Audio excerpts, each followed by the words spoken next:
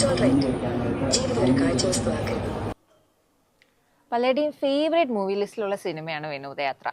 കുഞ്ഞിലെ ഈ സിനിമ കാണുമ്പോൾ പ്രത്യേകിച്ച് ഒന്നും തോന്നാത്തവർക്ക് ആഫ്റ്റർ 20s ഭയങ്കര റിലേറ്റബിൾ ആയിരിക്കും.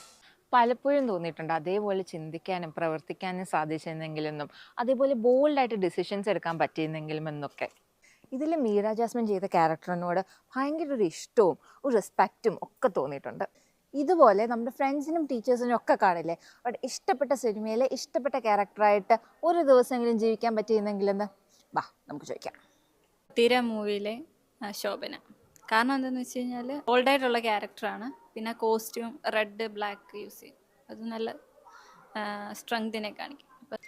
പ്രൈഡ് ആൻഡ് പ്രിജുഡിസ് എന്ന് പറഞ്ഞൊരു മൂവിയുണ്ട്. അതൊരു നോവലായിട്ടും പബ്ലിഷ് ചെയ്ത ജെയിൻ ഓസ്റ്റൻ്റെ ഒരു നോവലാണ് Pride and Prejudice. Pride and പ്രിജുഡിസിലെ എലിസബത്ത് ബെന്നറ്റ് എനിക്ക് ഇഷ്ടപ്പെട്ട ഒരു ക്യാരക്ടറാണ്. അപ്പോൾ അങ്ങനെ ഒരു അവസരം കിട്ടുവാണെങ്കിൽ എനിക്ക് എലിസബത്ത് ബെന്നറ്റ് ആവാൻ താല്പര്യമാണ്.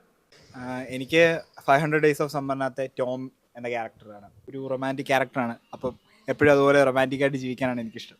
2005 മോഹൻലാലിൻ്റെ ഒരു പടം ഇറങ്ങിയിട്ടുണ്ടായിരുന്നു, ഉടയോൻ എന്ന സിനിമയുടെ പേര്. അതിനകത്ത് ശൂരനാട് കുഞ്ഞെന്ന് പറയുന്ന ഒരു കഥാപാത്രമുണ്ട്.